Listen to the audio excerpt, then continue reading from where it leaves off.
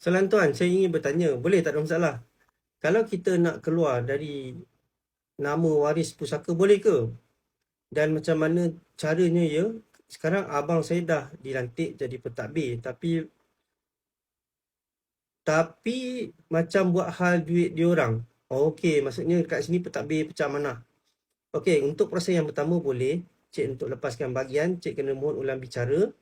Dan masa bicara tu, cik bagi tahu dekat pegawai kata saya nak lepaskan bahagian dan saya nak lepaskan secara faraid ataupun muafakat ataupun kepada individu tertentu. Itu cik bagi tahu je kat pegawai.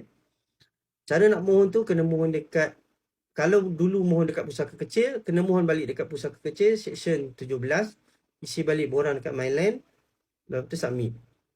Okey, lepas tu untuk soalan kedua, kalau pentadbir pecah amanah, masa bicara ni pun boleh je nak tukar pentadbir.